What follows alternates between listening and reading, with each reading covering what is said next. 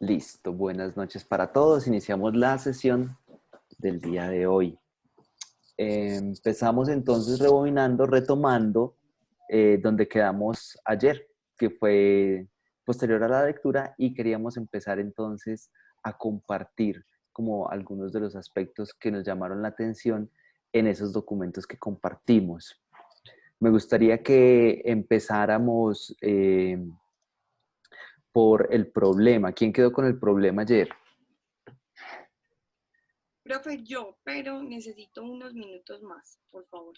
Bueno, entonces vamos a saltarnos el problema mientras tanto y hablemos de el argumento. Con el argumento quedó Jorge Ignacio.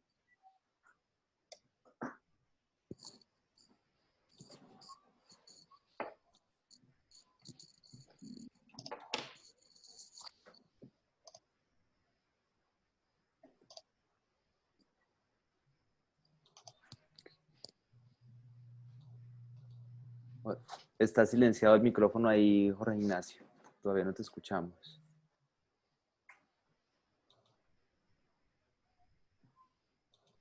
¿Están viendo el PDF? Sí.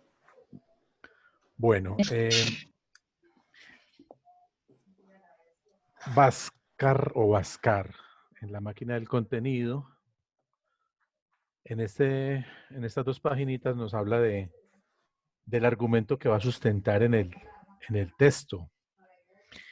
Él va a presentar aquí una especie de teoría, una especie de argumentación, una especie de construcción con cierta aspiración teórica para explicar en qué consiste la edición.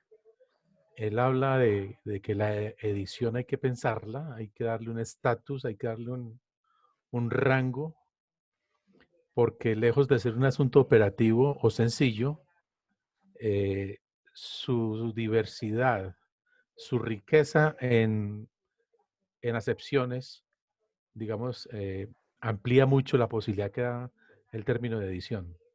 Y lo relaciona con otros campos del hacer, ¿cierto? Hay edición en televisión, hay edición musical, hay edición en muchos campos, pero dice que edición, lo digo así un poco coloquialmente, lo que sería editar, básicamente está muy relacionado con la actividad editorial y de producción bibliográfica.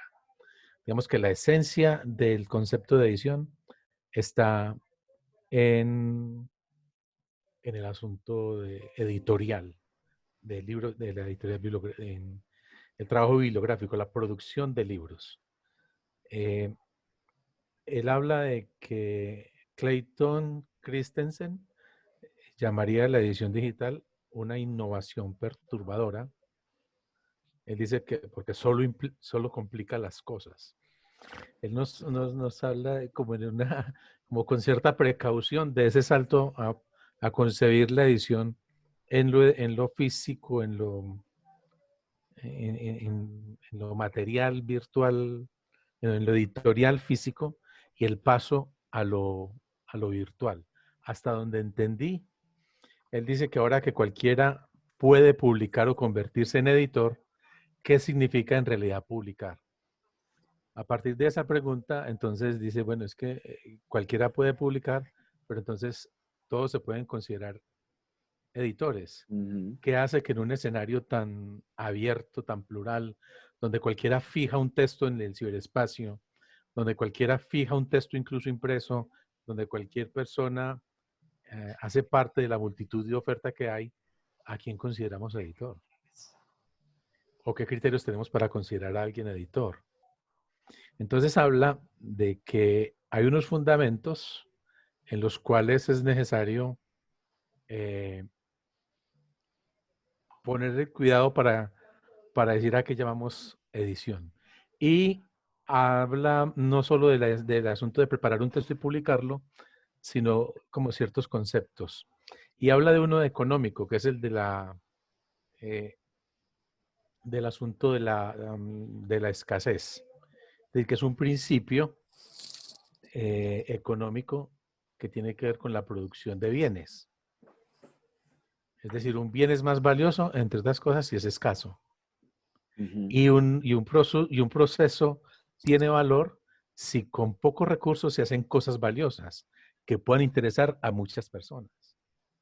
Entonces, él se pregunta, ese estudio económico dice, palabras más, palabras menos, ¿cómo son las sociedades, cómo hacen las sociedades para utilizar escasos recursos para producir bienes valiosos y distribuirlos entre diferentes personas?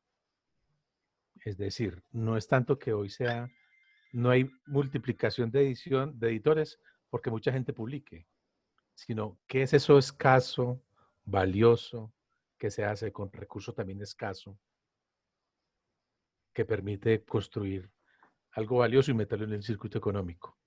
Entonces dice, los fundamentos de la escasez, es el primero que él pone. Entonces está hablando de, hasta donde yo entendí, se refiere a un asunto de corte económico. Ujú.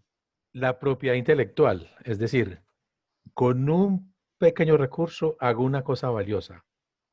¿Eso cómo está amparado por la propiedad intelectual? O cómo, en otros contextos que aquí no lo veo, podría ser considerado valor de muchas personas, de una comunidad. Pero en todo caso, desde la perspectiva económica que él dice, los fundamentos de escasez, algo valioso con pocos recursos que interese a alguna gente, la protección de esa propiedad, la función de guardián, de velar por ese valor, por ese recurso, porque eso sea protegido y que lo que se diga sea verdaderamente de valor. Conector y mediador, esas funciones son como del editor. Ujú. Conecta ese bien con un público que lo necesita. Mediador entre lo que ese producto dice y ofrece y quien lo va a disfrutar. Todas esas cosas, esos fundamentos, están rodeados por fuerzas que a menudo los editores contemporáneos no entendemos del todo. Entonces él nos va a meter ya en el problema con ese asunto, en esa proliferación de publicaciones ante la falta y el desconocimiento por parte nuestra de esos fundamentos que hay que hacer. Entonces dice, la edición se contraerá poco a poco y se refugiará en su propia irrelevancia. a mí esa, Mm, a mí esa, Eso es esa, una esa sentencia afirmación, dura.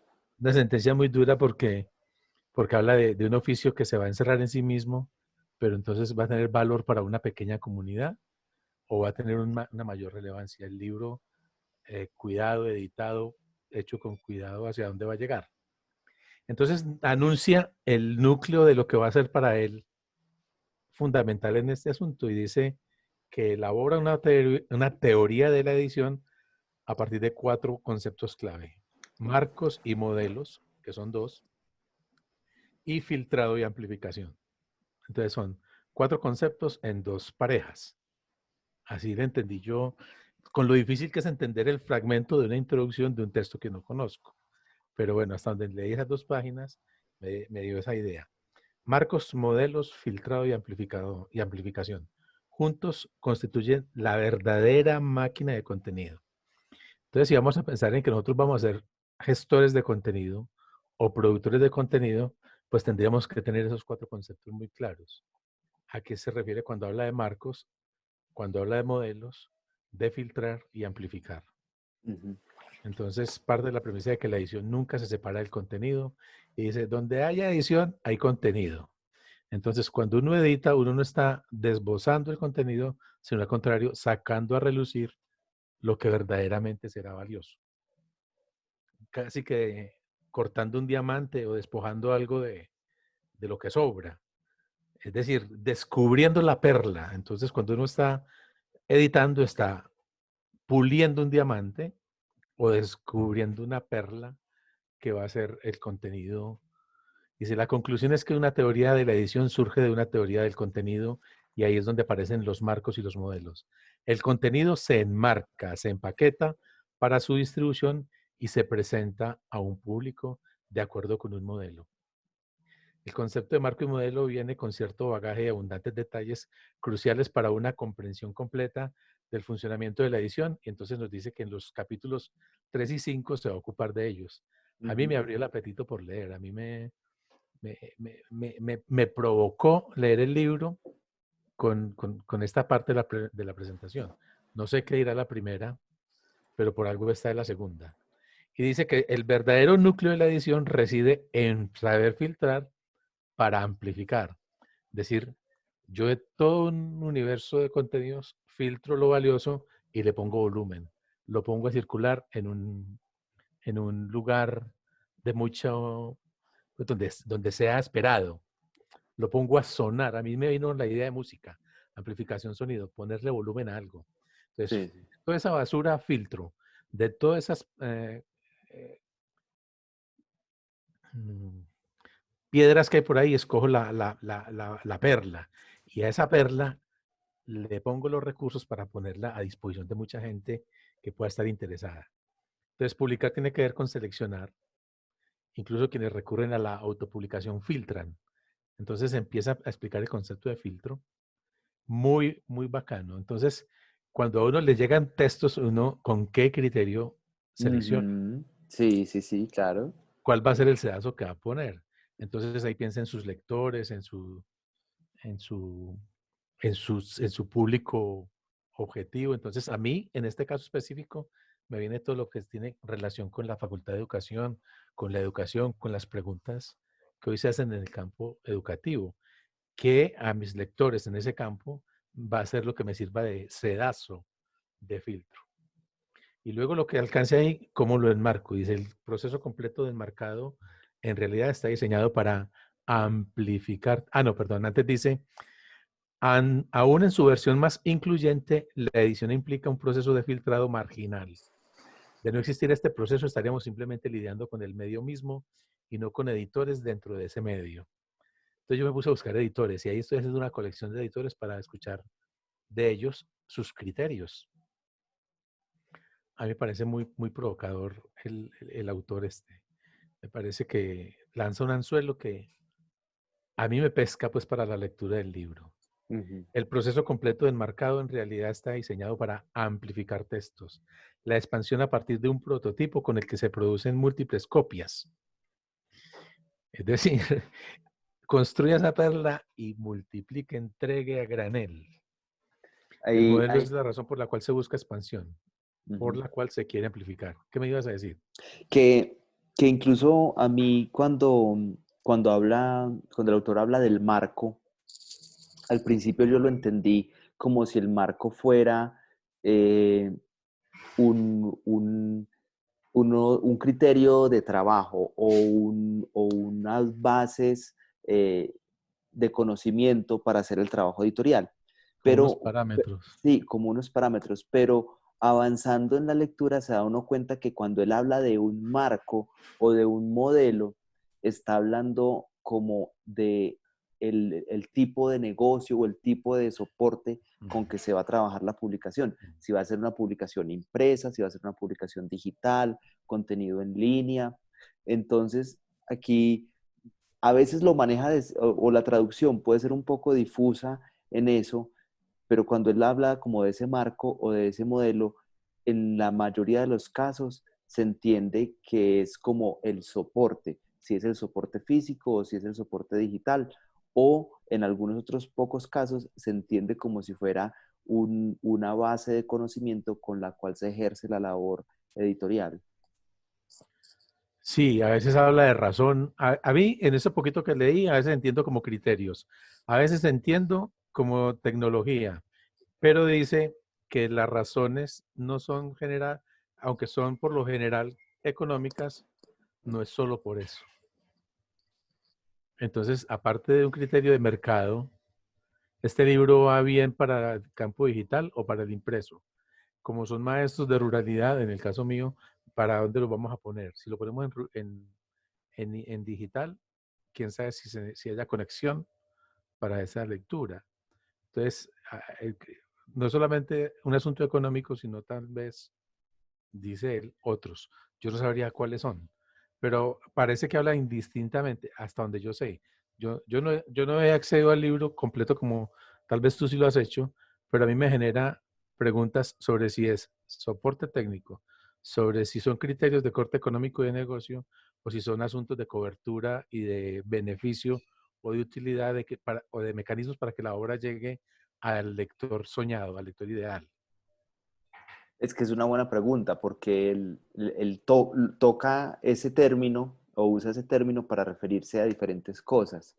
Ujú. Entonces queda esa pregunta abierta, ¿cómo entender realmente qué es un marco en el que, porque decías ahorita una cosa muy clara y es, los 4 elementos que uno como editor debería tener claros son cuáles son los marcos, cuáles son los modelos, los filtrados y la amplificación. Pero cuando hablamos de marcos y modelos, a veces como que se desdibuja cuál es la claridad del marco y del modelo, como si eso fueran lo mismo en algunos casos y como Yo, si hiciera referencia a el modelo de negocio del libro impreso o el modelo de negocio de la distribución de contenidos digitales. yo encontré un artículo de él, no lo he leído porque quiero leerlo después de escuchar a todos con su fragmento de la presentación para tratar de acercarme a él a ver qué es lo que plantea, porque me parece que tiene una producción, por lo menos para mí es de obligatoria lectura, para quienes nos ocupamos en esto, porque pues tiene 5 años, creo que si nos lo recomiendan, nos lo sugieren es porque no ha habido mayor producción en esa línea, en pensar teórica y conceptualmente la edición, que por sí es un trabajo bien meritorio, tratar de darle unos fundamentos al oficio, Ujú. es decir, para que vaya dejando de ser oficio y se vaya proyectando como hacia otro campo. Me parece que es un esfuerzo que él hace y como toda persona que haga ese esfuerzo corre el riesgo de dar como por sentadas cosas que todavía están en construcción, pero quisiera más que aventurarme o prevenirme, aventurarme a lanzar hipótesis o prenderme en la lectura, sentirme como más convocado a leerlo con cuidado completo. Si el contenido público significa algo es porque se apoya en la idea de amplificación. A mí me parece que el hombre dice, esto es tan valioso que merece ser conocido. Creo que eso es lo que dice ahí. Entonces, eso tendrá una razón social, tendrá un interés social, tendrá, tendrá una misión que cumplir en un entorno social. Eh, Relaciono esta teoría o sistema de edición con el entorno digital en maduración. Es decir, creo que ahí con esa expresión pone las alertas para decir, esto todavía no está muy claro, todavía no está muy hecho. Eso, sí. Entonces esto tiene un grado de provisionalidad tremendo que hay que leer, que hay que tener presente, pero yo lo digo así, ¿cierto? Incluso pone sistema entre comillas. Habla Ujú. de curaduría y me parece que es una buena señal. Dice, la creciente aparición de nuevos modelos de propiedad intelectual, la idea de la curaduría y las estrategias derivadas de organizaciones nativas de Internet se exploran como posibles respuestas al desafío de las redes digitales. A mí me gustaría, por entender esas nociones, ir. Él está dando un brochazo de lo que vamos a encontrar en esos capítulos 3 y 5. Si este argumento se propone algo, es que quede claro que la edición es algo complejo.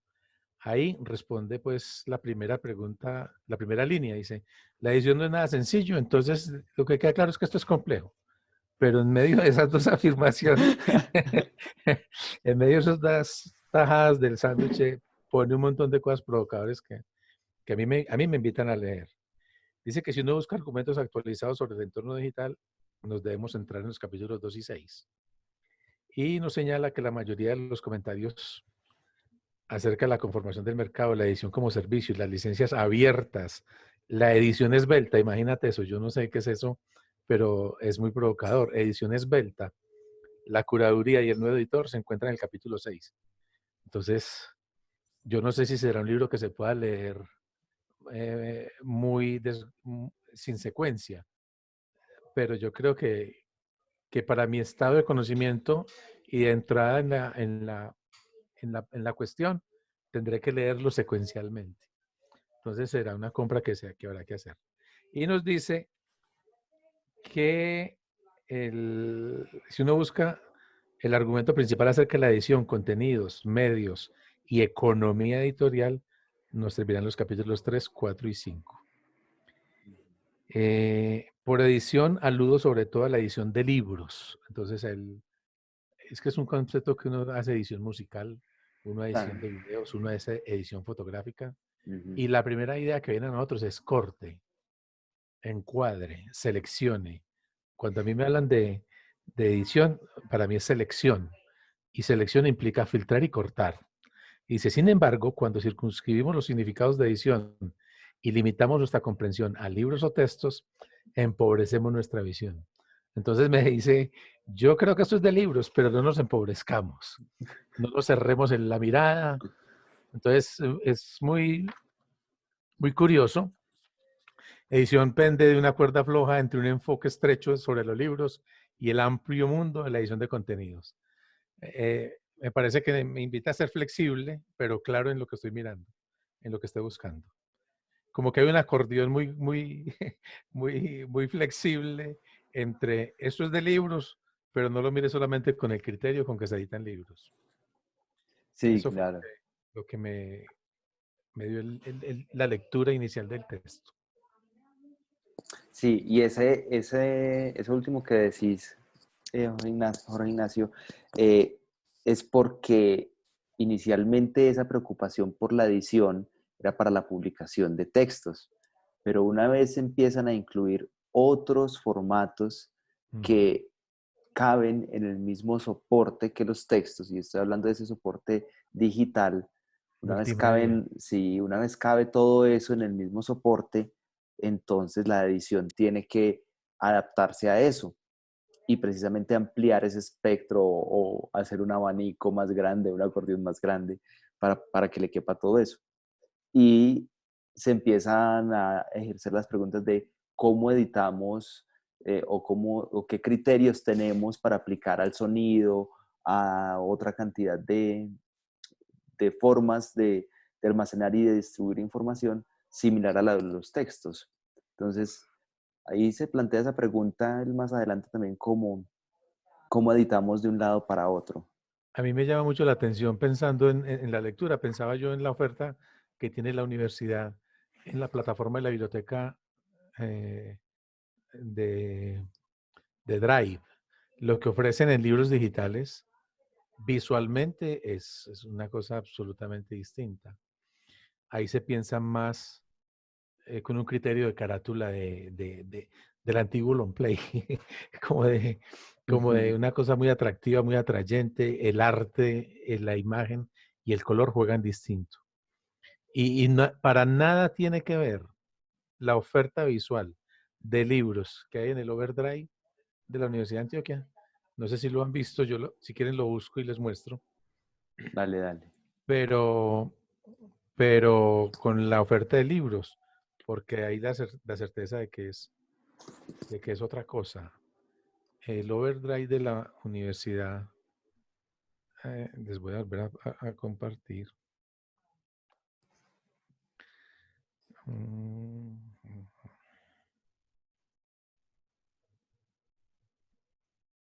¿Lo ven? Sí. Ok. Ahí tenemos un interés distinto, incluso en los tipos de libros. Es decir, muy poquita ciencia, aunque aparece en esta oferta. Aquí aparece más literatura, más pedagogía, más didáctica, más clásicos, pero ciencia o otro tipo de textos más del campo de los procesos de aprendizaje no se ve. Mucha literatura, aquí hay unas carátulas muy diferentes.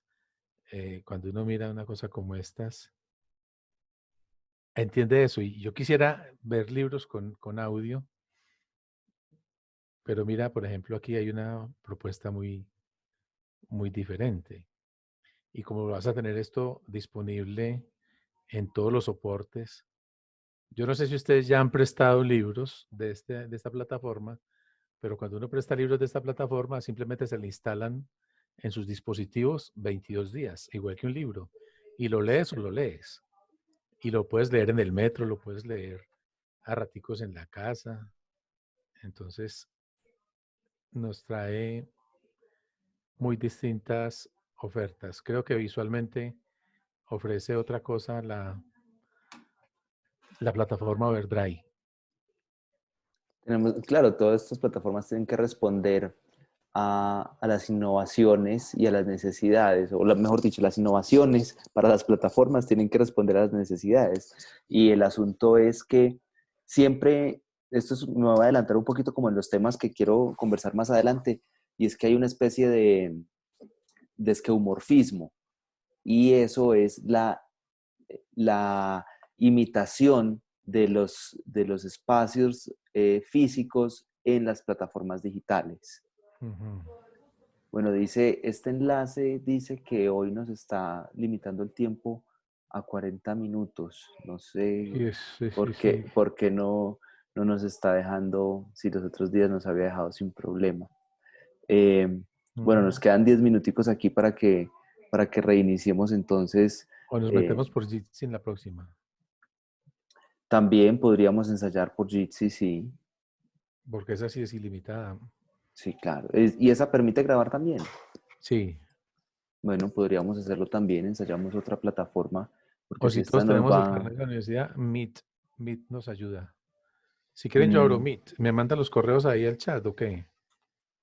pero yo no tengo activo el correo de la universidad. Ah, bueno, no, entonces tranquilo. Ese sí ha sido mi limitante Ábrela tú porque como los quieras. correos no sé por qué no nos funcionaron bien este semestre.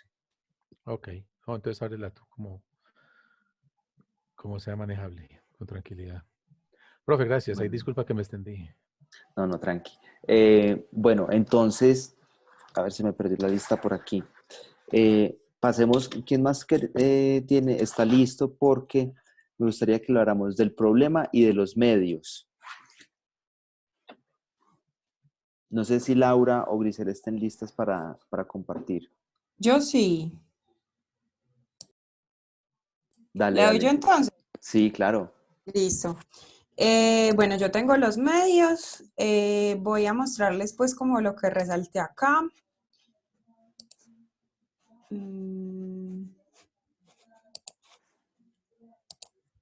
¿Están viendo? Sí. Listo. Entonces, pues me gustó mucho leer este capítulo porque es mi vida, prácticamente. Habla de los medios de comunicación, pero también de un concepto que yo aprendí, bueno, vengo realmente no sé, respirándolo, desde que hice mi práctica profesional como comunicadora social periodista. Porque yo pues fui de la primera corte de periodismo de la Escuela de Periodismo Multimedia del Tiempo. Y todo el tiempo nos hablaban de convergencia, convergencia, convergencia, convergencia, y uno no entiende ese concepto hasta que no lo vive. Bueno, después de esta maravillosa introducción, como nos decía Nacho ahorita, la edición es una labor compleja. Y básicamente lo que dice esto acerca de los medios de edición es que se complejiza en la medida que atraviesa diversos formatos y medios. Finalmente, ¿qué entendemos por formatos y medios? Creo que va mucho con lo que nos explicaba Nacho ahorita del marco y el modelo. Pero entonces acá se empieza a hablar de todos estos soportes de texto que veíamos el semestre pasado, de que finalmente todo lo que, o sea, todo es susceptible de editar mientras sea una idea que se presente en un soporte. Claro, es difícil establecer el grado de equivalencia de edición entre cosas que finalmente son distintas. Es distinto editar sonido, es distinto editar imagen, es distinto editar texto. Entonces, hay pues como un análisis de que la edición, pues obviamente está relacionada con los libros, con la autoedición y la publicación en línea. Pero en ese capítulo se concentra en los usos del término más allá de los libros. Entonces, habla un poco de la historia de los periódicos, las publicaciones periódicas y las revistas. Al principio era como muy mancomunada con los libros porque cuando se inventó la imprenta, finalmente todo se entremezclaba. Era lo mismo pues para los autores terminar publicando una gaceta que un libro o difundir las ideas que difundía un libro en una gaceta. Y pues era como muy interdependiente y hay semejanzas superficiales entre la industria del libro y la de los periódicos. Obviamente el asunto de la impresión, esto que creo que no sé si estoy utilizando mal el término, pero el daguerrotipo, o eso es, no, eso es fotografía. Es de Pues fotografía. como los tipos, pues la manera como se ponían, por ejemplo, las planchas, se armaban las Ya. letras, Tipos se llaman.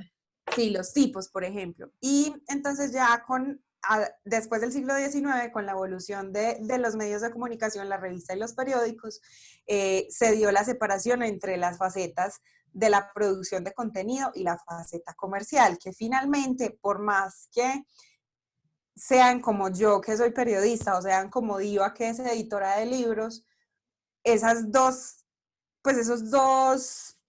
digamos, esas dos obligaciones, producción de contenido y producción comercial, están presentes en la labor del editor. Entonces, aquí dice que la edición de los periódicos y las revistas atraviesa 4 rutas, que son las preocupaciones comerciales, pero también las exigencias simbólicas, es decir, que tanto comunica, por ejemplo, un libro que tiene pasta dura o que, como dice acá en el texto, es satinado o en un formato grande, a hacerlo en un formato económico, pero también entre el público que está dividido entre los lectores y los anunciantes. Entonces, la función tradicional de los editores de periódicos es la de un intermediario entre el contenido, el usuario que finalmente accede a esa información y la utiliza porque toma decisiones con ella, y los anunciantes, porque finalmente a ver, casi que es como si los periódicos hubieran inventado el acceso abierto, me parece a mí, porque finalmente... ¿cuánto paga uno por un periódico? O sea, los periódicos nunca han sido caros, siempre han vivido de la publicidad y los anuncios, y se llegó con ese modelo hasta tal punto de que hoy tenemos periódicos gratuitos como Gente o como ADN que viven desde la publicidad. Entonces, en ese sentido, el anunciante es el que paga porque el contenido le llegue al usuario, pero porque también le llega el anuncio.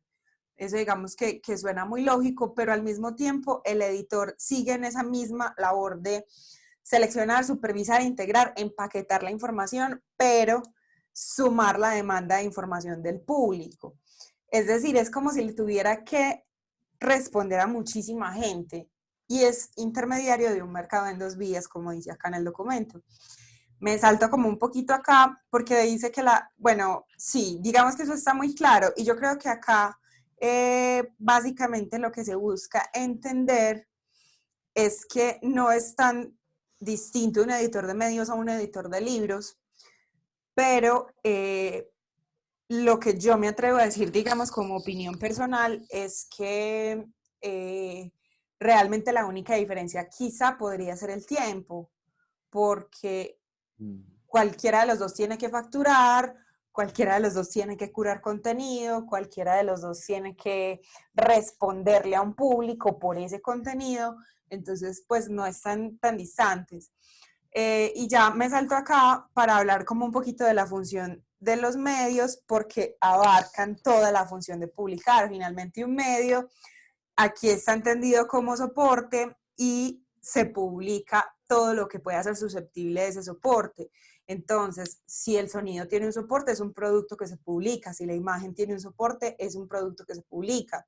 Aquí dice, por ejemplo, la publicación del sonido no funciona del todo de esa forma. De alguna manera, la inmediatez y la presencia del sonido en cualquiera de sus formas no se ajusta a nuestras nociones de edición. Y eso pasa con la imagen, con el video, con todo este asunto estallido multimedia que es tan teso para los editores que son netamente de libros o de revistas académicas, que el resto de formatos son muy activos, vivos e intervencionistas. Esta frase de acá me encantó. Y entonces dice que la lógica de la edición se transforma en una suerte de lógica de flujo, porque la lógica de la edición busca vender unidades separadas del contenido con regalías para los creadores, pero la lógica del flujo se enfoca en una programación continua y en los públicos masivos, como lo que se conoce como la publicación de noticias, la publicación de contenido audiovisual, pero estas dos lógicas comparten el rasgo de la red. Y aquí vuelvo como empecé esta socialización del documento, la convergencia. En ese momento es imposible concebir un producto editorial sin que tenga una convergencia digital. Al menos, o sea, es que cualquier libro que en este momento en el mundo se publica, al menos. Sí, entonces les vuelvo a compartir la pantalla, no sé si me faltaba bueno, sí. Acá, mientras haya un soporte, pues lo que se puede publicar, es susceptible de publicar y estaría publicado y entonces por lo tanto estaría sujeto a la función de un editor.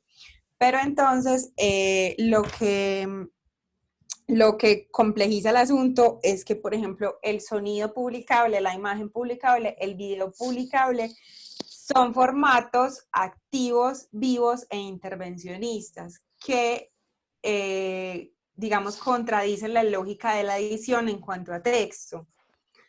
Entonces aquí pues les hablaba de la lógica de edición versus la lógica del flujo. ¿Eso lo escucharon o me quedé hablando? Íbamos apenas para ese punto. Bueno, entonces acá en la lógica, pues como la lógica de la edición se tiene que transformar en una suerte de lógica del flujo, porque la lógica de la edición busca vender unidades separadas de contenido con regalías para los creadores, mientras que la lógica del flujo se enfoca en una programación continua y un público masivo. Esto, más allá de ser un medio de comunicación, pues la lógica del flujo que describe perfectamente un medio de comunicación, el formato noticioso, los periódicos y este tipo de publicaciones, hay un rasgo que la lógica de edición y la lógica del flujo comparten y es la red. Entonces acá vuelvo a cómo empecé esta presentación de este documento y es hablarles de la convergencia. Es muy complejo pensar en este momento de la edición. Yo diría que más o menos, no sé si es una aventura teórica, pues la verdad habrá gente que lo diga mejor que yo, pero yo creo que después de la invención de Facebook y la democratización de las páginas web, es imposible en ese momento concebir una publicación, aunque sea impresa o un único libro digital, sin que al menos tengan un flyer en una página web, sin que no haya necesidad de integrar otro soporte a esa publicación, que es el libro. Entonces, la convergencia finalmente se refiere a que muchos formatos se integran para comunicar una idea, para llevar un contenido a un público. Y finalmente, esa integración tiene que estar curada por alguien, tiene que estar vigilada por alguien. Y finalmente, aunque hay muchísimos editores de cada cosita, hay editor de fotografía, hay editor de video, hay editor de audio, y en un proceso editorial pueden haber muchos editores que se encarguen de un proceso particular, se necesita un macroeditor que logre comprender la complejidad de todos los formatos y esa integración. Subraya acá que todo es publicar, porque aquí dice pues como la novena sinfonía de Mahler, que es música, un rompecabezas de Harry Potter, que sería una obra derivada de la novela de Harry Potter, Le Monde, que es un periódico, un libro de pinturas. Entonces, todo eso es publicar, y la cosa es que este capítulo no termina con una certeza, termina con una pregunta. ¿Qué concepto de edición le otorga coherencia a todo lo que se tiene que editar, que es tan diferente entre sí? ¿Y qué crees vos que sea ese concepto, que como ese hilo conductor o como ese elemento transversal cuando dice todo es publicar? Entonces la labor de edición es ¿qué? Pues porque hay que ajustarla a editar el sonido, hay que ajustarla a editar yo creería derivados, pero ¿qué es entonces la labor de edición? Publicar. Volvemos como a esa pregunta de la vez pasada. No, perdón, yo digamos que esa pregunta la resuelvo, pero con mi experiencia, porque a la luz de la teoría no lo puedo resolver. Pero con mi experiencia yo digo, finalmente editar todos los contenidos publicables es entender de manera lo más holística posible una idea y comunicarla de la mejor manera, a mi juicio. Y en ese sentido, tener la capacidad de tomar decisiones, pero digamos que de una manera muy integral e integrada. Entonces, a la hora de pensar en un macroeditor convergente, hay que pensar en alguien que sepa de todo un poco, sin que sea súper especializado en imagen, en video, en texto. Y eso es complejo y digamos que es duro para nosotros porque estamos en una academia, sobre todo por el sistema Colciencias, que nos dicen es que si no te especializas, sos un dudoso, no sos nadie. ¿Por qué Camila finalmente decidió estudiar pájaros? Pues porque no es nadie si se queda en la biología general, por decirlo de manera cruda.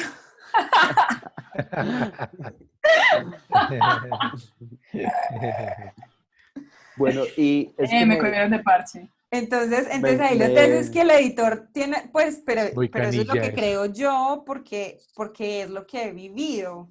claro, Como y editora me de medios de parece una comunicación. pregunta muy válida ahí, porque entonces cuando hablábamos ayer de cómo configuramos un equipo para trabajar en los diferentes proyectos en los que puede estar involucrada la labor de edición, decíamos, hombre, a veces tenemos un editor de fotografía, a veces tenemos un editor multimedia, a veces tenemos un editor de contenido de texto, a veces tenemos un editor de video, a veces tenemos un editor de arte. Pero entonces, que ese macroeditor, como vos como decís ahí, ¿qué sería lo interesante? Y esta pregunta es abierta para todos, no solo para Laura. ¿Qué sería lo que debe tener ese macroeditor? El conocimiento de cómo editar cada uno de esos soportes, porque entonces se tendría que conocer de música, de pintura, de juegos de video, de textos, de una cantidad de vainas más. O ahí lo interesante de ese macroeditor es el criterio y digamos que esa sagacidad para darse cuenta si eso que están proponiendo en los diferentes soportes tiene la salida o es de interés para ser publicable. Sí, es que yo digo que es como entender la idea de ese autor o autores que le presentan ese contenido muy bien para no ser, digamos, infiel a eso que los autores le están confiando, pero al mismo tiempo saber si el público al que le está hablando le interesa el contenido presentado de esa manera. ¿Y en dónde crees que radica eso? Esa es una pregunta que puede que no tengamos la respuesta en este momento, puede que la tengamos al final de este curso o al final de la especialización, pero pues es una pregunta que creo que vale la pena hacernos, porque nosotros estamos respondiendo por una parte, o estamos respondiendo por un medio, o estamos respondiendo por una publicación, pero ¿cómo armamos eso? O sea, ¿de dónde nos agarramos para decir, hombre, si yo puedo estar en capacidad de ser ese macroeditor que tiene el conocimiento o el criterio o la visión para darse cuenta si algo vale la pena o va a ser exitoso también, porque estábamos hablando de la venta de las unidades o del flujo de los contenidos que se proyectan ahí, que como, ¿dónde afila uno ese olfato? Pues yo creo que eso, bueno, no es que esta sea como mi respuesta definitiva, pero eso pues como pienso que también ser editor, al igual que ser periodista, o al menos así lo ha sido para mí, se aprende haciendo. Entonces, en ese sentido, quizá la sagacidad la puede dar la experiencia, pero también, y es algo que he aprendido en esta especialización, y aprendí especialmente de burlarme de Diva, y es, uno tiene que tener una visión realmente comercial, o sea, necesita saber si el producto es vendible finalmente, porque después de todo así funciona el mundo. Independientemente pues de las discusiones epistemológicas que eso pueda generar, pero es eso, tener como un olfato para saber si es bueno y es vendible, pues a mí me encanta, pero si yo sola lo voy a leer, pues qué sentido tiene editarlo. Y es que yo creo que más que eso es pensar que, o sea, el editor no solamente está comprometido pues con un lector y con unas ventas, y con un presupuesto, y con un trabajo en una oficina, sino que es el que está haciendo historia. Me refiero a una clase en particular con Didier Álvarez al principio, eh, donde él decía que el trabajo del editor como un gestor cultural es supremamente importante, porque ¿qué hubiera pasado si un editor no se hubiera decidido a publicar Madame Bovary, por ejemplo, o a publicar Cien años de soledad en su momento? O sea, el editor también es alguien como un muy buen observador que está dispuesto a responder a lo que el contexto le pide y asimismo a saber qué es lo que el contexto debería recibir, ¿sí? Es como, uy, es un compromiso bien grande, creo yo, pues con la historia del libro, sobre todo en ese punto. Es alguien que está creando historia, es alguien que está haciendo, que está moviendo las mentes alrededor, porque al final es el editor el que dice qué es lo que va a leer la gente. Eso es una Claro. responsabilidad muy grande, eso que acabas de decir. Es el Sí, editor el que dice o el que decide qué es lo que va a leer O el el resto que, de las o el que personas. es, o el que escucha o interpreta que es necesario que escuchen o lean o que está Ah, demandando el auditorio. Es que a veces uno se ujú. ve como en la tentación de la vieja discusión del huevo o la gallina. ¿Qué es mejor? ¿Algo que nunca se ha leído o lo que todo el mundo aspira a leer o espera leer? Entonces hay una necesidad de afinar el oído en cuanto al interés de las audiencias, pero también el criterio para ver qué es de lo desconocido que sería posible poner a circular, así sea desconocido. Es como sí. un juego hábil, como entre una cuerda floja ahí, entre qué espera la audiencia y qué está demandando y qué, que no se conoce o es poco conocido, merece ser publicado y arriesgar. Es como un juego entre satisfacer audiencias y correr riesgos, como sacar 10 éxitos y un posible fracaso. No sé, cómo hacerle una mezcla a qué se consume y qué sería deseable que se diera a conocer. Claro, entonces ahí vamos yo creo que afinando como eso de esa respuesta, vamos llegando de pronto a una aproximación de esa respuesta. Podríamos decir que eso es una confluencia de habilidades, tanto de capacidad de escucha, de darse cuenta qué es lo que el entorno y el contexto, la coyuntura en la que está inmerso el editor o para hacia dónde quiere dirigir la publicación, quiere o espera recibir y darse cuenta también si eso tiene la calidad para responder a esa demanda de ese mercado o de ese consumo de información. Sí. A mí me cuestiona bastante todo esto que han dicho, porque pues desde la edición académica, eh, o digamos que tradicionalmente las editoriales académicas siempre han sido más bien como reacias a la idea del mercado, Ujú. porque pues piensan que cuando se menciona la palabra mercado se va a sacrificar la calidad por satisfacer el número de ventas. Ujú. Y entonces cuando uno habla cuando uno dice en la edición académica pensar en el lector y satisfacer necesidades, ellos dicen no, se asustan muchísimo, ¿no? Pero entonces yo creo que tiene que hilar muy fino cuando dice eso y poder explicar a qué se refiere, porque digamos esas necesidades tienen que ver con lo que los compañeros han dicho, que es no solo en efecto pensar en el mercado, porque pues los libros de hecho históricamente se han movido por ahí empezó, digamos, ahí se creó el libro de masas y digamos fue la manera de divulgar también el conocimiento al público, entonces pues por ahí es donde se mueve el libro, o por lo menos es el canal por el que tradicionalmente se ha movido con más fuerza. Y también me cuestiona mucho la idea de cuando hablamos de calidad, y otra vez lo miro desde el punto de vista académico, porque, por ejemplo,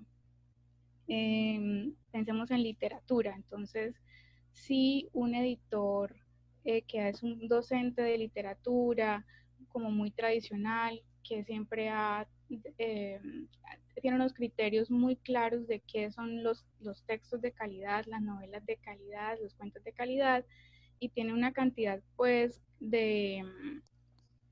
como de estándares para que esas obras cumplan lo que él considera que es calidad, pero si, digamos, se le presenta un texto de algún escritor contemporáneo o nuevo, siempre va a decir, a eso le falta mucho, eso no va a llegar, eso, el tiempo, pues sí, yo sé que el tiempo dirá si una obra trasciende o no, si, digamos, si se sigue leyendo en el tiempo, eso demostrará quizás la fuerza de esa publicación, pero, pero no sé, la parte de calidad me cuestiona mucho. Y digamos, si yo volviera como a la parte ya solamente editorial o bueno, no sé, eh, quizás quería compartirles algo que he encontrado de una lectura de un libro que se llama De la idea al libro, un manual para la gestión de proyectos editoriales de Patricia Piccolini, que hace parte también de esta colección de libros sobre libros Ujú. del Fondo de Cultura. Sí. Y entonces pues ahí ella habla de cómo seleccionar libros para la edición en general y para la edición académica, y cita a Alison Harrison, que pues no la he leído directamente, pero entonces de ella toma unos conceptos que son que hay que mirar los atributos básicos, competitivos e innovadores de una obra cuando uno la va a seleccionar. Pues en este caso libros, aquí no se piensa como en otros formatos ni nada. Entonces, bueno, le voy a leer como este fragmento. Dice, para Harrison, los atributos básicos son las características esperadas de un producto, aquellas que no generan mucha emoción, pero que si faltan decepcionan al cliente. Tener en cuenta los atributos básicos es entonces indispensable, pero difícilmente alcanza para que nuestras publicaciones resulten atractivas. Necesitamos también que la publicación que ofrezcamos se diferencie de las del mismo tipo que ya existen en el mercado.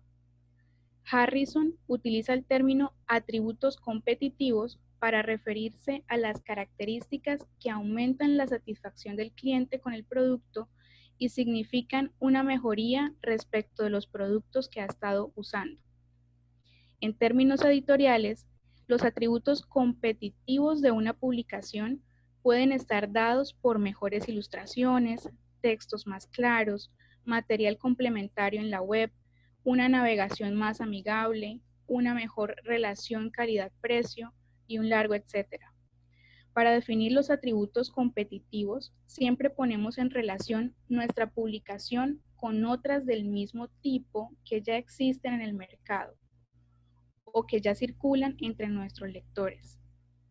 Finalmente, tenemos los atributos creativos o innovadores, que Harrison define como características que cuando son incluidas provocan sorpresa, deleite y emoción reales en el mercado. A diferencia de los atributos competitivos, que pueden ser demandados por los lectores, los atributos innovadores son aquellos en los que los lectores nunca pensaron, aquellos que nunca pudieron imaginar y que los sorprenden realmente. Mirados desde otra perspectiva, son los atributos que no nos ofrecerían ningún estudio de mercado, sino que tenemos que generar a partir de un clima de trabajo donde la creatividad esté estimulada. Podemos incluir varios atributos innovadores en una misma colección de publicaciones. Para que esos atributos realmente se aprecien, convendrá elegir cuidadosamente solo uno o dos y procurar que estén muy bien representados en la publicación. Cuando la publicación parece un catálogo de novedades, el efecto de innovación se diluye rápidamente. Está muy interesante eso. Eso lo sacaste de la idea, de la idea al libro. Sí. Sí, ahí ella cita a Harrison con eso. ¿Y cómo conectaste eso con lo que habías separado para el ejercicio de hoy, que era también más allá del mercadeo? Ah, bueno, pues es que más allá del mercado sí me voló mucho la cabeza porque me costó trabajo comprenderlo. Bueno, la primera parte la entendí. más allá del mercado, menciona que Internet pues se ha extendido de manera exponencial. Los contenidos que hay allí pues son demasiados, y la dificultad que eso genera es justamente la selección de sus contenidos. Entonces, bueno, ahí da una cantidad de ejemplos, incluso habla un poquito de Silicon Valley, y luego empieza como a tratar de definir el concepto de curaduría, pero me cuesta mucho trabajo comprenderlo también porque es como muy amplio. En mi mente solamente lo tenía asociado como a la idea de mejorar el contenido que uno recibe y quizás adecuarlo a un público, a una necesidad, a una intención. Pero el capítulo también menciona, bueno, y en ese sentido, pues, estaría relacionado también con estos atributos que acabé de leer. Ujú. Pero bueno, la curaduría entonces también la entendí como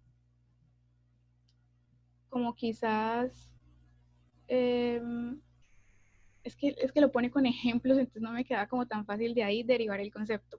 Pone un ejemplo de empresas que, bueno, son empresas también digitales que ofrecen formación a otras empresas o a usuarios, en fin, para ser curadores o para aprender a seleccionar contenido. Entonces, pueden, por ejemplo, crear como un repositorio, algo así, de contenidos seleccionados,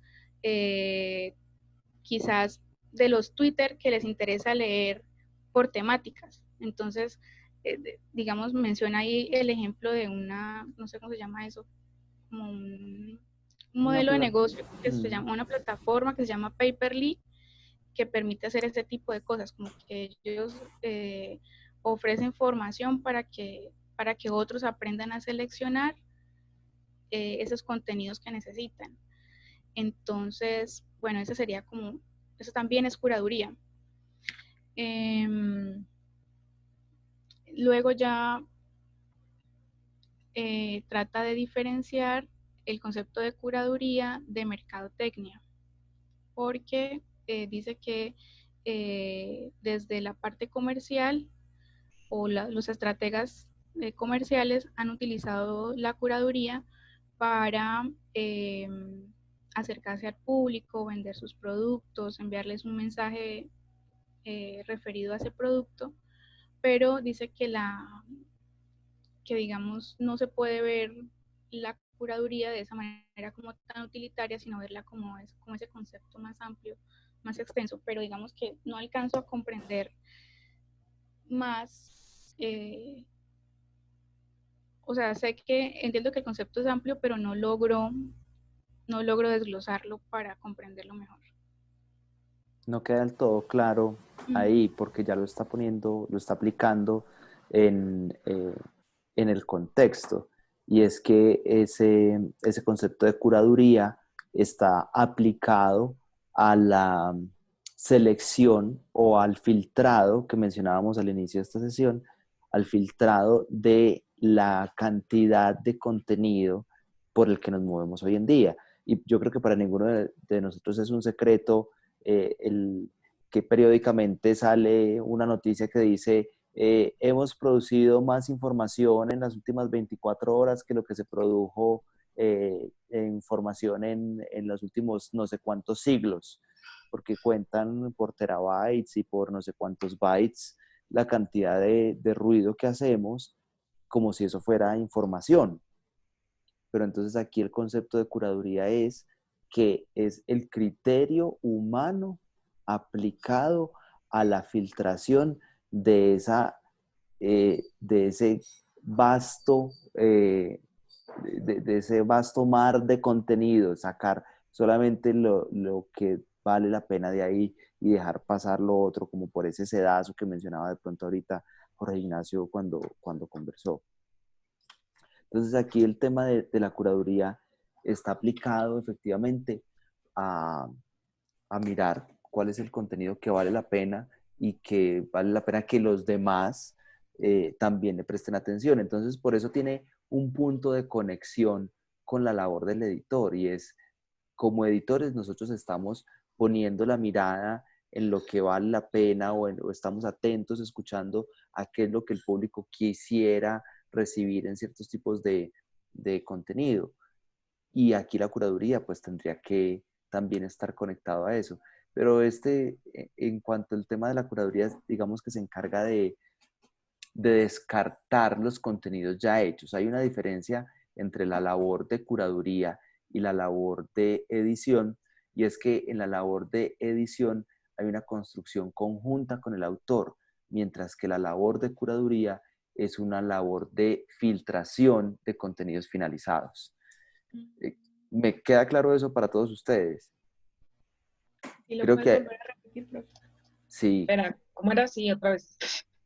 Sí, aquí es donde todos ustedes cogen el bolígrafo y toman nota. Que la diferencia entre la labor de edición y la labor de curaduría es que los curadores, digamos que se usufructan de los contenidos finalizados. Buenos y malos, todos los que existen, ellos se dedican a filtrar los contenidos finalizados.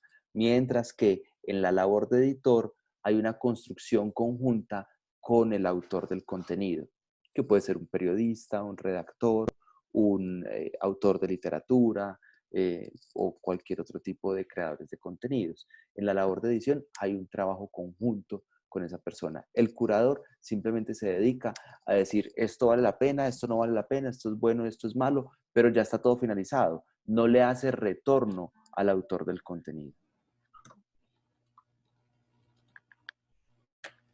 Es decir, ahí el compromiso del curador es el criterio para algo que no lo compromete, excepto el concepto que dé.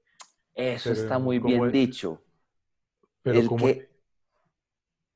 Sí, adelante, seguí ahí, Jorge Ignacio. pero el editor de alguna manera pone también una apuesta en lo que se está gestando, y también querrá cierto grado de reconocimiento, o al menos cierta satisfacción en haber participado allí, no sé.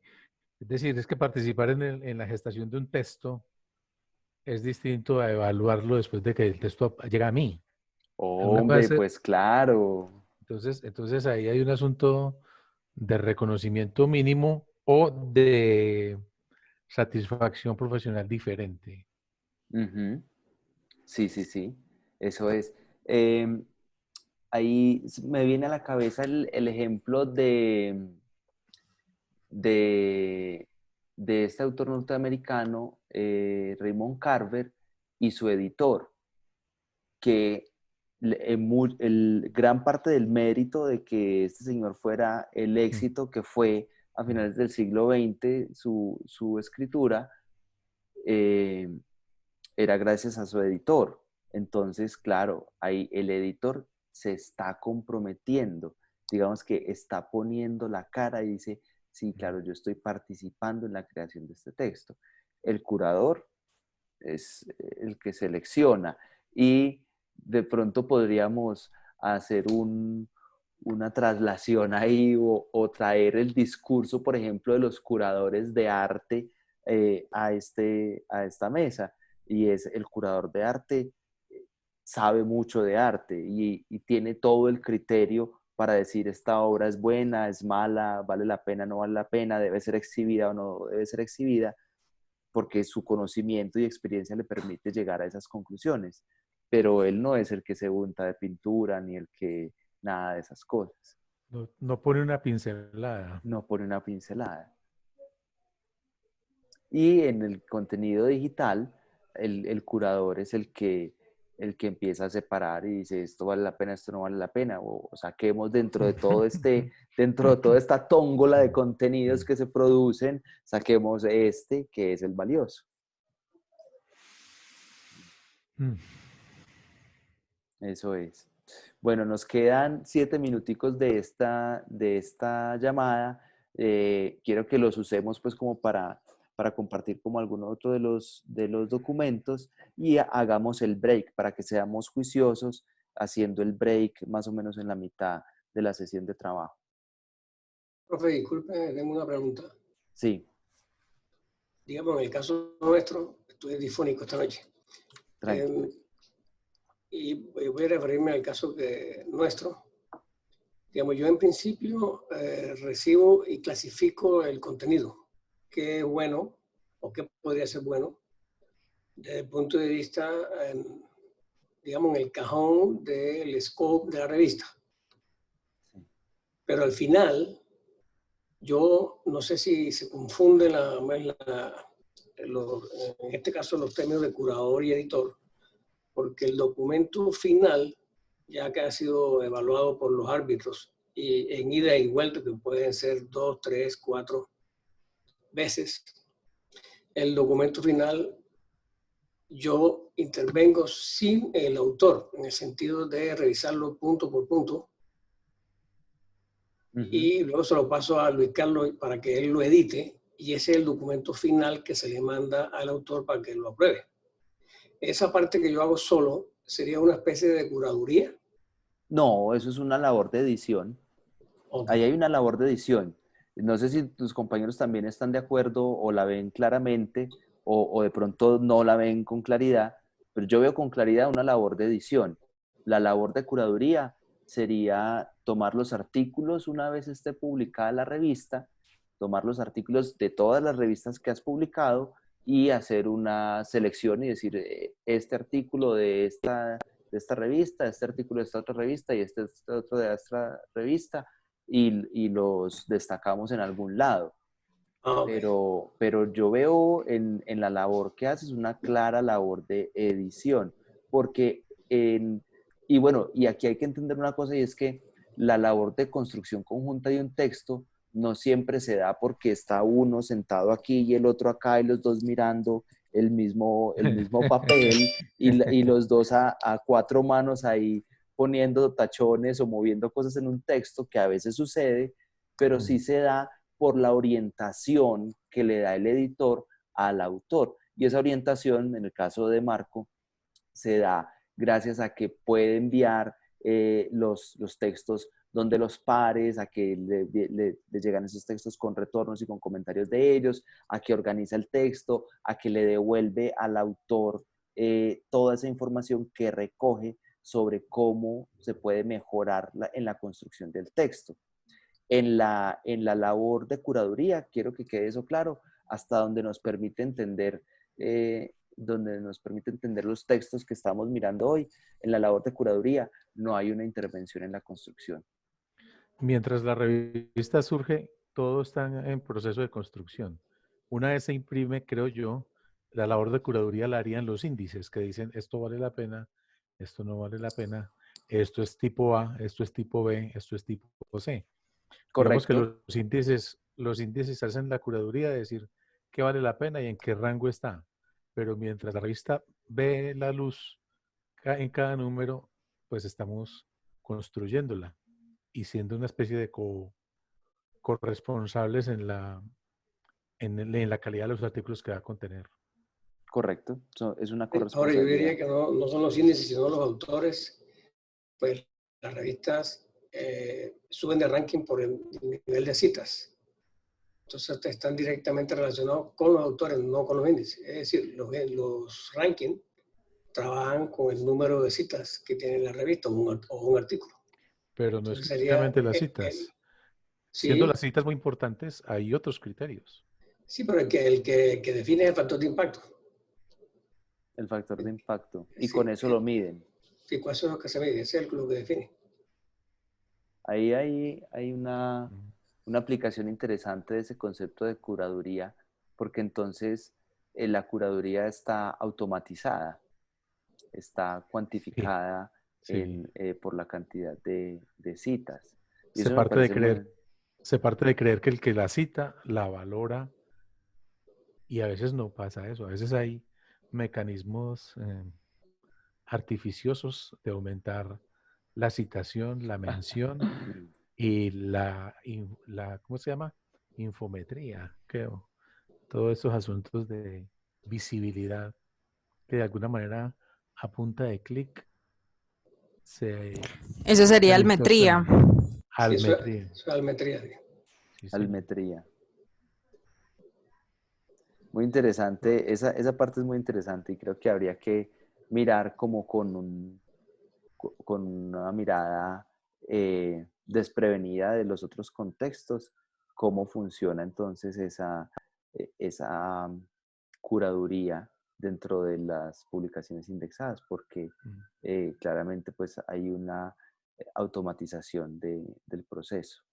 Bueno, se nos acaba el tiempo, les propongo 15 minutos de break, volvamos entonces a las 8:40. ¿Listo? Listo. Perfecto, profe, Listo, gracias. pues. Nos vemos en 15 minutos. Chao, chao. Chao.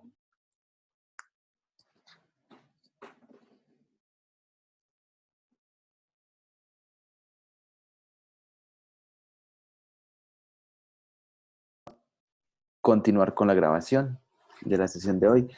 Bueno, quiero preguntarles si seguimos por el camino de socializar las lecturas o si para que no sea de pronto muy monótona la sesión del día de hoy, pasamos a la segunda parte que yo les tenía preparado, que es como un poquito más de trabajo conjunto. Pero les tiro la pelota a ustedes, les dejo la decisión. ¿Qué quieren hacer? ¿Seguimos socializando los documentos o pasamos a un ejercicio que nos active un poquito? Mejor. Segunda opción. Listo, listo. Van 2 por segunda opción. Profe, pero entonces haríamos la socialización la próxima clase como al inicio. Sí, me parece importante que no lo dejemos, es decir, que no lo cortemos acá, sino que lo retomemos. Es decir, si nos va a tomar varias sesiones y lo vamos repartiendo, pues es una cosa que estamos viendo y que estamos adaptándonos Bueno, a la manera de trabajo. entonces Porque vamos también entiendo que se puede hacer muy monótona la clase, pues solamente haciendo una sola actividad. María Camila dice por el chat, yo también. Entonces, bueno, les propongo entonces que pasemos a la siguiente actividad. Yo les voy a volver a poner aquí en el chat, les voy a poner el enlace de la presentación que les había montado para hoy, que es muy sencillita. En la presentación están los enlaces a los documentos que estamos comentando, que los retomaremos entonces el lunes. Hay temas de esta semana que se quedaron sin tratar, por ejemplo, el tema de SEO. Yo creo que eso podría ser un día ya full dedicado la siguiente semana a que hablemos de SEO y voy a mirar qué otros temas podemos de pronto apretar un poquito para que no se nos quede como nada por fuera. Me gustaría que miráramos en la diapositiva, a partir de la diapositiva 4, que es el jueguito que les tengo propuesto y que a partir del momento abramos los micrófonos porque esto se va a poner chévere. El burro. Póngale la coma al burro, se llama este ejercicio. Este ejercicio de póngale la coma al burro. También las cámaras, profe, no. Ah, pues yo también si nos queremos ver las caras cuando leamos las burradas que están escribiendo, también se vale. Ah, bueno. Póngale la coma al burro, entonces es un ejercicio, es una guía que yo compilé con unos compañeros de la maestría hace unos años y pues la he venido usando recurrentemente como para traer como las prácticas más comunes prácticas y errores más comunes en el uso de las comas. Entonces, yo lo que pasa es que yo estoy viendo la presentación solo y no les estoy compartiendo la pantalla. Entonces así no podemos llegar a ningún Pereira. Pero uno la puede mirar aquí en la... Sí, ustedes la tienen ahí porque ahí tienen en el acceso Drive. enseguida al enlace. Entonces, si quieren le damos una miradita rápida a la guía, que es este primer enlace que está aquí. Pueden irla mirando ustedes o pueden seguirla a partir de lo que yo les estoy compartiendo en la pantalla. Es un PDF muy sencillo, esto está por actualizar, incluso iba a sacar una versión nueva. Está la bibliografía de lo que se usó para el montaje de esta guía. Una cita inicial. Hay unos ejercicios acá. Lo bueno de estos ejercicios es que esos ejercicios en la última página no está la respuesta. Es decir, hay que mirar a ver dónde le ponemos la coma bien puesta a esos ejercicios. Están las aclaraciones de dónde el uso de la coma es obligatorio. Hay que recordar que el uso de las comas es del orden ortotipográfico y es para salvaguardar el sentido de lo que queremos decir. Las comas, como ya todos ustedes lo saben, pero no sobra decirlo en una sesión como estas, no responden a las pausas semánticas, es decir, a la respiración. Algunas coinciden y otras no coinciden. Entonces, ese mito de que se enseña todavía en algunos colegios, cuando los niños aprenden a leer, de cuando te encuentres una coma, para y cuenta hasta 1 y luego sigues leyendo. Cuando te encuentres un punto y coma, para, cuentas hasta 2 y luego sigues leyendo. Y luego cuando encuentres un punto seguido, paras, cuentas hasta 3 y luego sigues leyendo. Eso no sucede así. Eso muchos de los profesores ya lo han corregido pues en la parte de enseñanza de la lectoescritura. Pero las comas a veces coinciden con las pausas semánticas y otras veces no coinciden con las pausas semánticas. Se acaba de unir Adriana a la reunión. A ver, el botón como que no me funciona bien. No sé qué pasa. Tiene como hipo este Adriana, programa. además, es la reina de este ejercicio. Adriana debe ser la reina de este ejercicio, tienes toda la razón. Algo pasa y no me deja admitir a Adriana. Ah, ya, listo, ya sí dejó que entrara Adriana a la sesión. Bueno, Adriana, están diciendo que vos sos la reina de este ejercicio. Vamos a rebobinar rápidamente. Este ejercicio se llama Póngale la coma al burro y está pensado para que nosotros con las habilidades y conocimientos que tenemos, pues podamos reforzar el asunto de conocer, de saber y de aplicar bien el uso de las comas. Tenemos entonces unos ejercicios iniciales, tenemos unas aclaraciones sobre dónde debemos o cuáles son los casos de uso de las comas. Hay también unas aclaraciones donde puede ser dudoso y el asunto es no deberíamos usar comas en tales situaciones. Y luego tenemos estos que son ambiguos, los casos ambiguos, y luego tenemos más ejercicios. Esta cartilla es pura llena de ejercicios. La idea es que uno se pueda sentar a hacer estos ejercicios y pues se mida a ver en qué condiciones está. Entonces la voy a dejar ahí, pero se las estoy mostrando es para que sepan qué contiene ahí, para que ustedes cuando tengan su tiempito libre le den la miradita y podamos entonces sacarle otro ratico a ponerle la coma al burro ahí. Voy a volver a la presentación y voy a abrir este documento que se llama Ejercicio Póngale la coma al burro. Y esto es un ejercicio derivado de póngale la coma a Vicky Dávila, póngale la coma a Félix de Bedú, póngale la coma a cualquier otro de los periodistas de este país, que me parece muy entretenido. Entonces esto es un compendio. Me encanta, apruebo. Bueno, está bien. Esto es un compendio de trinos que diferentes personalidades públicas de este país han hecho en los últimos meses y pues me gustaría entonces que con los conocimientos de cada uno podamos mirar a ver dónde es que le tendríamos que poner las comas a esto. ¿Están listos? Sí. Listo, bueno, entonces, Sí.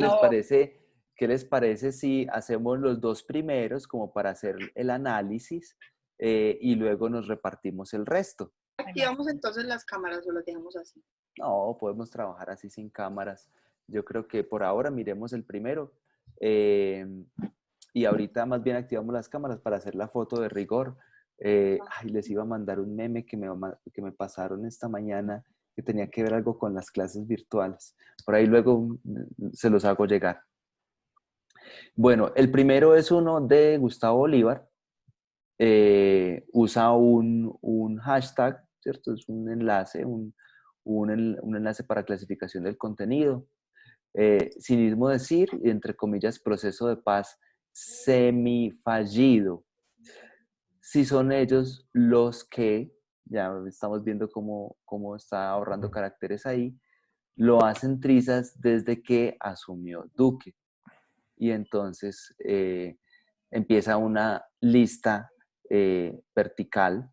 Entonces, 182 excombatientes asesinados, coma, objeciones a la JEP, coma, no a 16 curules a víctimas, con mayúscula, sin coma, sustitución de la D sola, cultivos desfinanciados, glifosato, cambios unilaterales al acuerdo con mayúscula. ¿Dónde creen que deberíamos hacer ajustes a eso? Cinismo decir 2 puntos. ¿O tiene que ser solamente comas? No, pues el ejercicio está basado en la coma, pero realmente hay muchas otras cosas que podemos ajustar en una publicación como esta. A ver, yo veo que podamos escribir aquí mientras vemos esto. Cinismo decir 2 puntos, proceso de paz, P minúscula. Proceso de paz semifallido. Entonces, esto es cinismo decir 2 puntos. Comillas. Y aquí debería ir en comillas sencillas o dobles. Dobles. O de estas. No. Ok, ¿cuál es la diferencia entre unas y otras? Hay 1, 2, 3 tipos de comillas que podemos usar. Bueno, para eso les tengo otro folleto que trataremos en otra sesión diferente, que ese es el folleto del uso de las rayas y las comillas, que se llama Guía Práctica para que no se pase de la raya. ¡Ah, me encanta! Adri, por favor, explícanos la diferencia entre las comillas. Adiola. Hola. Pues bueno, lo que yo sé con base en la ortografía que les compartí que ya hacen en el correo, es que, bueno, tenemos las comillas angulares o españolas. Que son estas, sí, claro. Ajá. Las dobles o inglesas. Y las sencillas, que son las de una sola comillita. Entonces, uno puede realmente utilizar las que uno decida utilizar, pero cuando quiere utilizar las tres hay que tener en cuenta que tienen como unas jerarquías. Entonces, las angulares podrían contener una cita amplia y dentro de esa cita de pronto quieren llamar la atención sobre una palabra irónica. Entonces utilizarían dentro de esas las comillas dobles. Y si dentro de esa cita también quieren, digamos, destacar un término por motivos lingüísticos, entonces podrían utilizar la comilla sencillita, ¿sí? Como una muñeca rusa. Exacto, sí. ¿Qué? ¿Cómo así? ¿Cómo así que como una muñeca rusa? Como una matrioska. Uno va sacando muñequitos. Ah, ya. Uh-huh. Sí, pero eso en el caso, digamos que sobre todo se presenta cuando uno tiene como esas citas de autoridad de fragmentos muy grandes, donde dentro de ese fragmento pues ahí el autor quiso destacar otros y otros términos, entonces uno va utilizando cada comilla como en esa jerarquía, así en el orden que las puso el profe. Eso es. Bueno, aquí hagámoslo rápido porque como vamos a dedicar otra sesión a un ejercicio con comillas y con rayas también, aquí hacernos la desambiguación. ¿Cuáles deberíamos usar aquí? ¿Las dobles, las sencillas o las angulares? Bueno, yo ahí utilizaría, es que también es un asunto de uso porque están más extendidas las inglesas realmente, esas las dobles inglesas. Las angulares, a pesar de que son las españolas, pues así se las conoce, no son como tan extendidas. Entonces, realmente es válido que él use o las angulares o las dobles, pero en el contexto de Twitter, pues a mí me parece perfecto utilizar las dobles. Digamos, en mi trabajo, cuando ya estoy con los libros, digamos que el mandato desde la ficha de estilo que tenemos es utilizar las españolas. pero las dobles está bien. Las españolas son las de los triangulitos. Sí. Sí, las angulares. Esas las he visto mucho, mucho, pero en temas muy académicos. Sí. En cuestiones ya académicas como ya muy densas. Y el comillado, bueno, ahí hay otro profe que yo quisiera que miráramos y es ¿cómo se llama? Cuando las letricas están hacia la derecha. Se me olvida el nombre.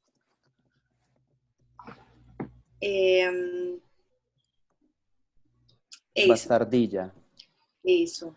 Bastardilla, itálica, Eso, itálica. cursiva. Las cursivas, sí, que me escapaba el nombre. Esas también las utilizan mucho o pues uno también las ha utilizado para citar o para decir algo que no es de uno. Bueno, entonces O sea, vamos a tomar nota de esto porque me parece importante que lo dejemos para la sesión de raya y comillas.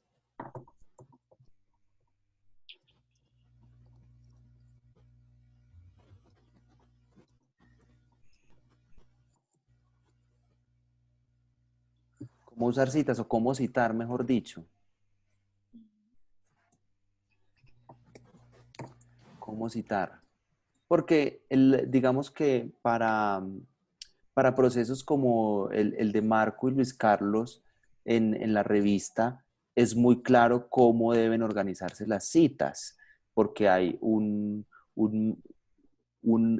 instructivo y unas normas muy claras que le dicen a uno cómo deben estar puestas. Pero cuando estamos hablando de otros aspectos en literatura, cuando vamos a montar contenido en portales, pues hay que definir también cuál va a ser el estilo que vamos a usar ahí, porque tampoco valdría la pena pues usar la norma técnica para hacer citas en un portal de contenido. Entonces dejamos esto para esa sesión. Entonces aquí volvemos. Cinismo es decir proceso de paz semifallido, si son ellos los que lo hacen trizas desde que asumió Duque. Profe, mi corrección no es válida. ¿Cuál? La P minúscula. Proceso. La P minúscula, ¿qué nos diría Jorge Ignacio ahí? Lo que pasa es que normalmente eso está nombrando un proceso concreto, es decir, estamos hablando del proceso con las FARC. Estamos hablando de el proceso de paz. El proceso No estamos hablando de cualquier proceso. Entonces es casi es nombre propio. Pero entonces eso no haría que, a ver, porque es que ahí entonces encuentro dos ambigüedades. Eso no haría que la palabra paz también fuera en mayúscula. Y si no, asume entonces el editor que efectivamente es un nombre propio, proceso de paz semifallido. Cuando es nombre propio de este tipo que no son personas, solamente una mayúscula, la primera. Paz con mayúscula es ciudad. Entonces, normalmente cuando uno pone paz y se lo llevan a mayúscula, es porque esos correctores automáticos confunden con la ciudad de La Paz. Por eso muchas veces cuando la gente está escribiendo La Paz de Colombia, el autocorrector les habla de La Paz Bolivia. Entonces, para poder expresar lo que quiere expresar el autor de este trino, yo propongo, por ejemplo, decir lo siguiente: cinismo decir, dos puntos, proceso de paz semifallido, en comillas sencilla, porque es un término, coma, sí, si son ellos los que lo hacen trizas desde que asumió Duque. Entonces aquí hay dos cosas, aquí tenemos 2 puntos para iniciar y estos otros 2 puntos para sacar la lista. ¿Con cuál nos quedamos? Yo quitaría, yo haría el siguiente cambio, pondría coma después de cinismo. Ah, entonces, después de cinismo, ¿cierto? Sí, y quitaría los 2 puntos después de decir. Cinismo. Porque ahí la coma después de cinismo estaría haciendo una elipsis con el verbo ser. Porque yo podría leer así: cinismo es decir proceso de paz fallido, son ellos los que lo hacen trizas desde que asumió Duque. Entonces para mí sería Sí, ¿y cómo haces para que esto que está entre ambas comas no se interprete como una coma intercalada? Pues que la primera coma no es de un listado, sino que es una Pero eso elección no de un verbo. necesariamente lo sabe el lector, entonces tal vez sería pertinente cambiar la segunda coma por un punto y coma. Lo que pasa es que la persona no lea bien la puntuación, no me exime a mí de hacerla bien o de hacerla. Ahora, eso también, una cosa que yo leí, no sé si ustedes lo leyeron en un manual de, de gramática que dice que el de manual de estilo y redacción, ¿lo conocen? Mm, De Martín Vivaldi, dice que también tiene que ver mucho con el temperamento de quien escribe, porque la puntuación le da la cadencia que le quiere poner el autor. Entonces ujú. aquí cinismo reemplaza el verbo ser en la coma. Cinismo es decir, pero a mí no me da, cuando es inciso, usted dice, profe, cuando es un inciso, Sí, podría confundirse. podría Eh, confundirse. sí,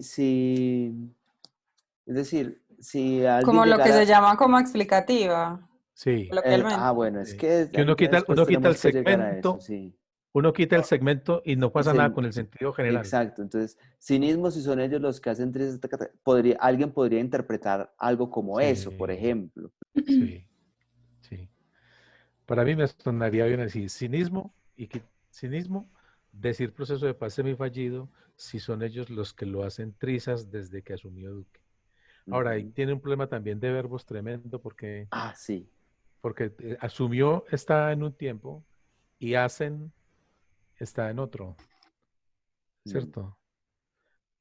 A mí me parece que no hace falta ninguna coma.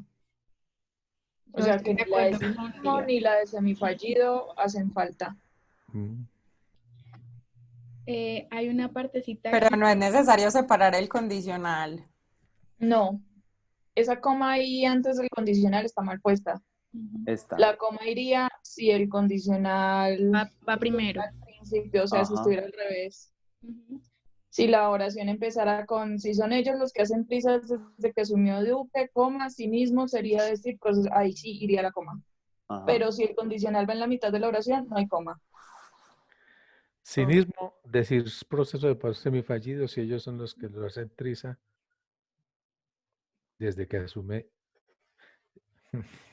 Miren, estoy de acuerdo con la anotación que hace Diva, y tampoco la otra comita porque pues la intención del autor, en este caso de Gustavo, no es hacer como un anuncio, como si yo dijera cinismo, atentos, atención, y de pronto ese cinismo tuviera que ir como también con signos de admiración, como si él quisiera llamar la atención sobre ese cinismo porque va a dar una noticia y bueno, no, él simplemente está enunciando toda esa idea, y toda esa idea completa es cinismo, es decir, lo que pasa es que hace una elición del verbo es, el ide es, no lo pone por términos de caracteres. Entonces, cinismo decir está bien en este contexto de Twitter donde uno puede elidir cosas sin que se pierda el sentido, está bien hecho. Entonces, cinismo decir Entonces lo proceso. dejaríamos aquí. Uh-huh.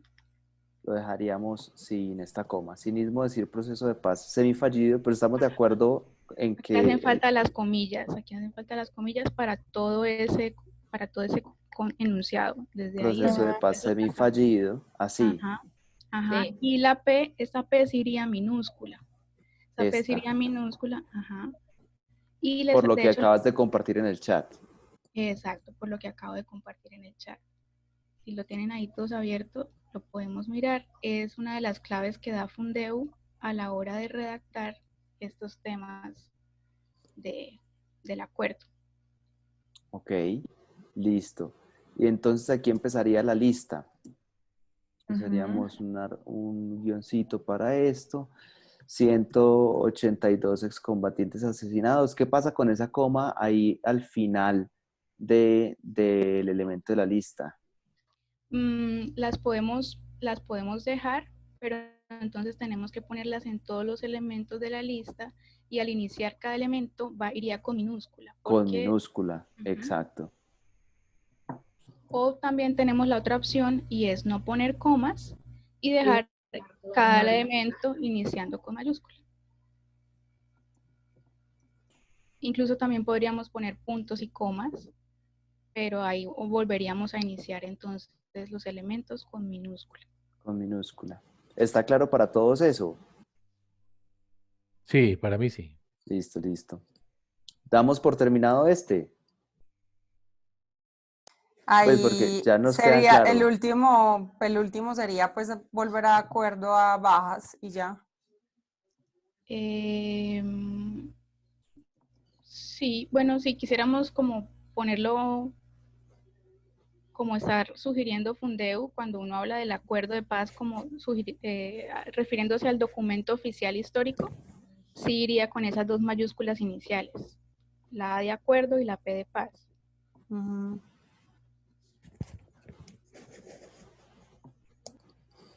Ahí tiene muchas aristas esto. Bastantes, no me lo imaginé. Entonces aquí finalmente pusimos o quitamos comas. Finalmente pusimos una al final de cada uno de los elementos de la lista. Sí. O podríamos eliminarlas también. Vamos a esta siguiente. Carlos Holmes Trujillo dice, en Trinidad Casanare develamos una placa en honor a nuestros héroes del ejército colombiano, en el lugar donde, junto a alcaldía y gobernación, se construirá un puesto de relevo de unidades montadas, que permitirá un mayor control de la seguridad de la región. ¿Cómo lo ven? A ver, Yo le quitaría una coma, aunque no sé si más. voy a recortarle Acabo de aquí un darme poco. cuenta con ustedes, compañeros, que no sé escribir nada. Me voy de este curso, bye. Pues me preocupa de atrás. No, si eso dice Laura. Yo estoy aquí espectadora. En Trinidad Casanare. En Trinidad Casanare develamos. ¿Está bien usado develamos? Ese es el verbo que me tiene en duda. Yo creería que no. Develar Yo es... también creo que no. Ah,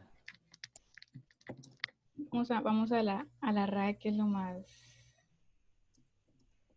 seguro en este momento. nos quedan otra vez. En protocolo en el sector público se instala una placa con una bandera.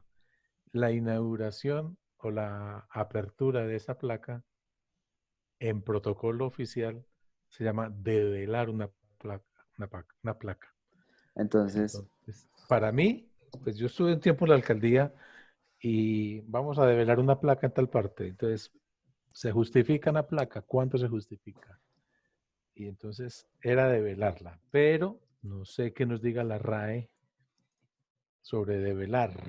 Sí, de acuerdo con Nacho, aquí aparece la acepción y de hecho ponen el ejemplo que dice Nacho. Dice ahí, quitar el velo que cubre algo, desvelar el rostro, un retrato, una placa conmemorativa. Ahora, yo dejaría las comas tal cual están. Tengo dudas con con algunas mayúsculas, pero donde dice junto a alcaldía y gobernación, porque ese es un inciso que si lo suprimo, no se cambia el sentido general del texto. En Trinidad Casanare develamos una placa en honor a nuestros héroes del ejército en el lugar donde se construirá un puesto de relevo de unidades montadas. entonces están bien puestas estas. Para mí, esas dos, las que están después entre las que separan junto hasta gobernación, para mí están claras porque todo ese fragmento se puede quitar y la esencia del texto se mantiene. Ese es un inciso que aclara dónde está ubicada la placa. Pero igual puedo quitarla y construir otra frase. A mí en ese trino me hace falta un punto que parta eso en dos oraciones. Sí, porque se están mezclando las ideas ahí. Sí. Yo diría algo así como en Trinidad, Casanare, develamos una placa en honor a nuestros héroes del ejército en el lugar donde se construirá puesto de relevo de unidades montadas. Punto. Yo tengo dudas, es con esa coma después de montadas. No hace falta realmente. Yo la quito. Es un complemento directo. Sí. Ujú. Si queremos decir dónde va a estar ubicada y juntar la idea de que allá podríamos empezar otra oración. Poner un punto en unidades montadas y decir Esta permitirá. eso. O junto a la alcaldía y la gobernación. Bueno, Tenemos muy poquitos encontremos. caracteres. Sí, sí. Ese es el gran tropel de hacer un trino. Pero es una cosa hermosa porque a la mayoría nos obliga a ser precisos y concretos. Yo haría esta jugada.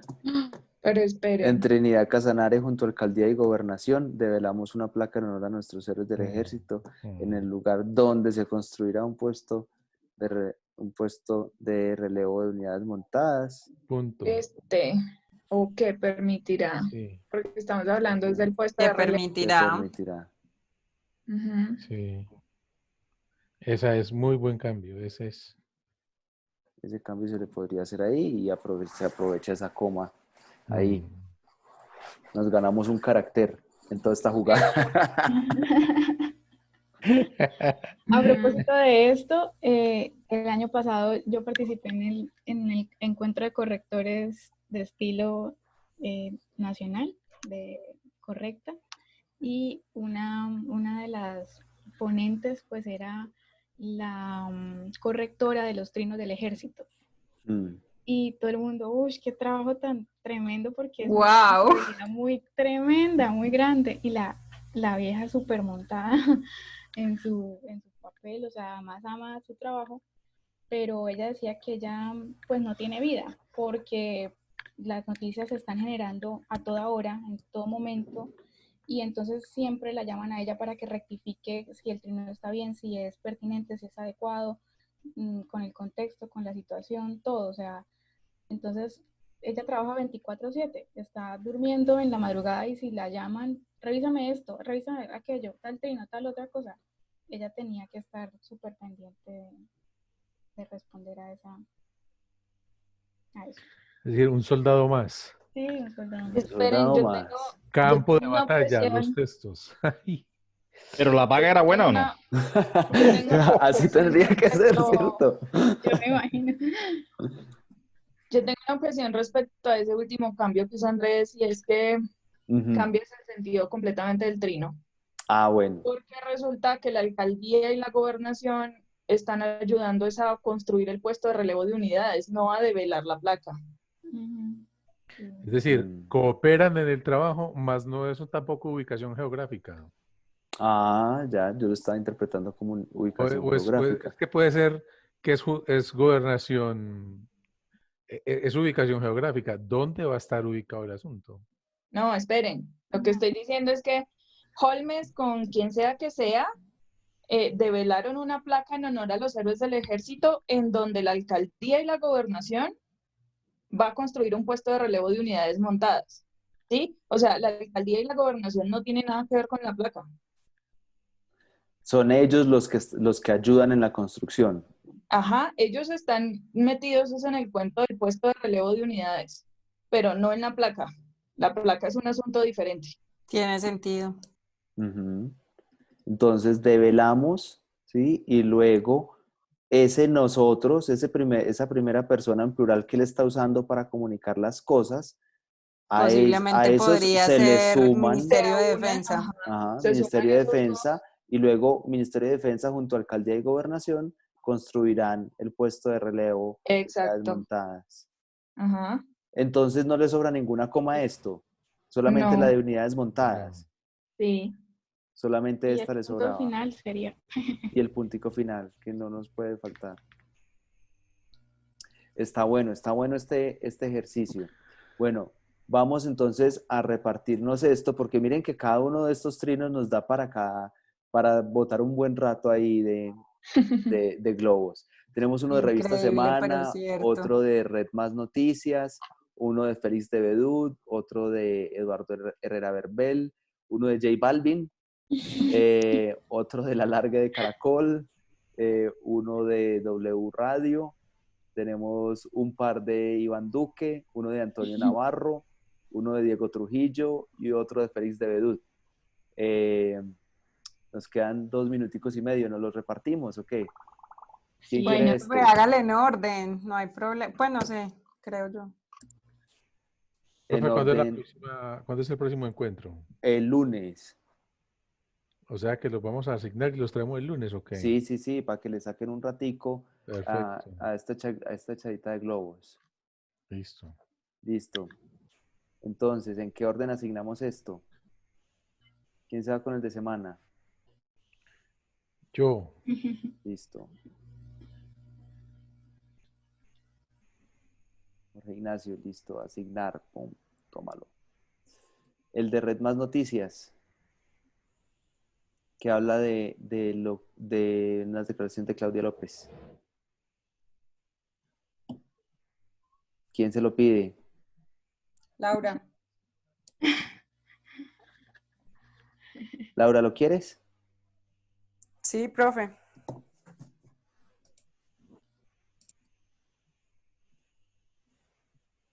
Uno Uy, de Félix de Bedut. ese de Félix de Bedut fue el que intentó corregir Carolina Zanini, que la aporrearon en Twitter. Sí. Ay, no, Me qué encanta. Me pido ese entonces. Listo. Este otro de Eduardo Herrera.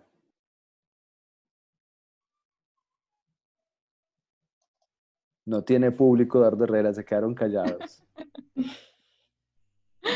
Nacho.